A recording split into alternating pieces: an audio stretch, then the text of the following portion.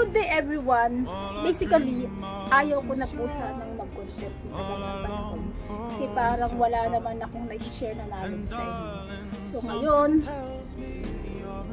mas ini-improve natin yung ating sarili. Mas minamotivate natin na matuto. As the day go by, mas marami tayong mas naintindihan guys.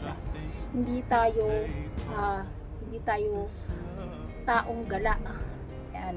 Mas ako kasi, kung saan ako takot, dun ako nag-i-eager na matuto. So, it doesn't matter kung how old are you, it doesn't matter kung ikaw ay female or male. So, yung fear mo guys, yun ang lalabanan mo. So, kung takot ka mag-grinding katulad ko noon, ay tuturo ko sa inyo ang proper way ng paggagamit ng grinder. So, una, of course, ito po ang itsura ng grinder. Yan. Yan. Meron tong handle kaya lang sa akin kasi nawala na. So, ang paggagamit ng, kung ikaw ay baguhan, kailangan mo dalawang kamay. Slide mo muna yung sarili mo. Yan. Kapag natuto ka na, so gusto mong tanggalin, sa iyo na lang yan guys. So, of course, basic lang po ang tuturo natin. So, kung gusto mong gumamit ng grinder, kailangan medyo malayo yung katawan mo. Then, of course, isasaksak mo siya.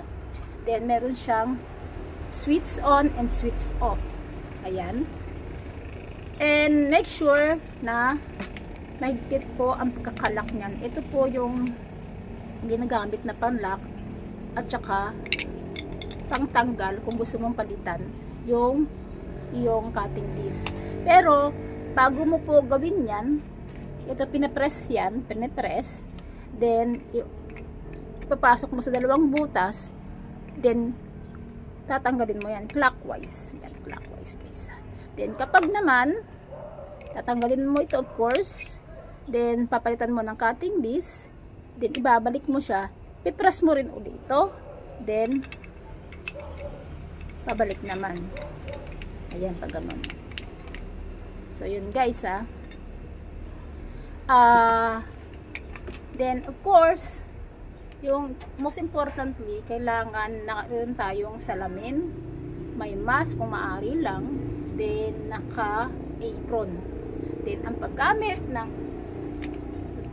ng grinder, make sure na medyo malayo sa iyo guys pero depende kung ikaw ay magaling na, kaya mo ng control din ang sarili mo, kaya mo ng control yung grinder.